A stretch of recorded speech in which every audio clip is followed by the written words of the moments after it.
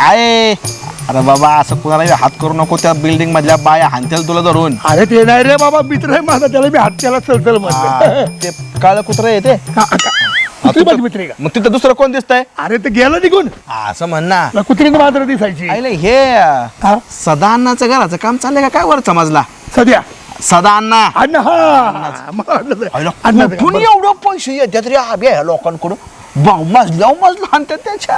सोऱ्या करतील काय घेणं पडले आपल्याला, आपलं चालेल ना. ओके आईला तू कावा सरळ बोलला असं झालंच नाही. आता सरळ विचारलं का? सदाना कदा वाकडतच आहे तुझं. मी साधारण कदा वाकडे जात नाही, त्यांनी त्याचं पैसे आणले काबाड कष्ट करून, त्याची तो बिल्डिंग बांधतोय. तुझं कसं आहे माहितीये का, ते कुत्र्याची शिफ्टी कशी हा. आहे, अशी किती बी सरळ केली ओढून हा. तर ती वाकडी, तशी तुझी शिफ्टी त्याला वाकडी. आम्ही हे बांधतो, दुरीनी काठी बांधतो, ती सरळ करतो. काय घेणं पडले आपल्याला? का म्हणतो बाकी बरा आहेस ना बाबा? बाकी बरं आहे, तर काय हाल चाललेत का तवा? बर ते पण मागच्या प्रकरणातून तुला कसा काय वाचवला मी? आता सारखं सारखं करून जोडीचं लोक चपलानी मला मारू. अरे तुझ्या आईला, तुझ्या आब्या जेव्हा अडचणी तेव्हा आला पुरीला घेऊन माझ्या पुढे हातापाया पडत, तात्या मला वाचवा, तात्या मला वाचवा. आणि तात्या असं झालं, माझा व्हिडिओ काढलाय ना, मला 5 लाख मागते तर मंजुळाला सांगा. तेव्हा एवढीच असं एवढं तोंड घेऊन आला आणि त्यातून बाजूला निघाला की लगेच लागला रुबाब करा. बरं मी त्या मंजुळाला सध्याला सांगितलं तेव्हा ते व्हिडिओ डिलीट केला तुझा. झालं ना बाबा, मग? केलं ना उपकार माझ्यावर. मग? आता काय पेपर बातमी देतो का?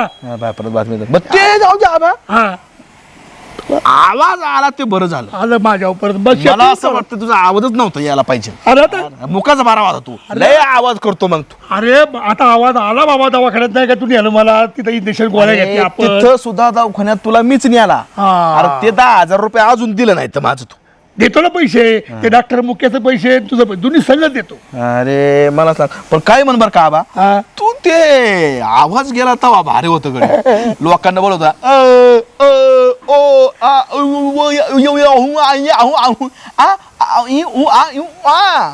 आवाजच बाराखड झाली होती माझी. आता आवाज गेला कळत तुला. ते एवढं होतं मग. आणि त्याच्यामुळे कसं आहे माहितीये का, की ते आवाज जेव्हा गेलता ना तेव्हाच तू भारी होता. बोलत नव्हता पण ते आवाज आल्यापासून पण ते परत एकदा करत आपण थोडं.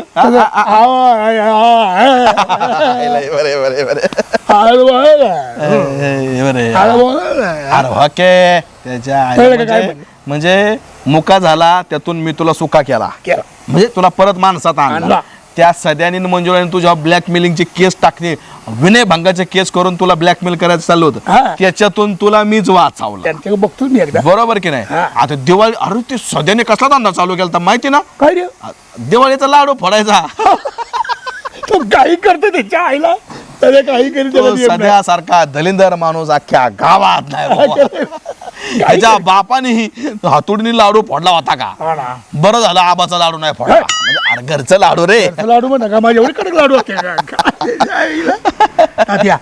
आईला चहा पिऊशी वाटतो राव ते. नाही नाही नाही चहा नाही. मग? तुला मी एवढ्या संकटातून बाहेर काढलाय, नुसत्या चहावर बागणार नाही. मग बस. खाण्याची मस्तपैकी वल्ली भेळ मटकी टाकून. वल्ली भेळ होय, मला वाटलं बसायचं. तुला सांगतो काय ती भेळ. कांदा म्हणू नको, लिंबू म्हणू नको, टमाटर म्हणू नको, सगळं मिक्स करून त्याच्या आईला मटकी चल कांदा लसूण टाकून वल्ली भेळ. घाण सवय त्याच्या आईला तुला.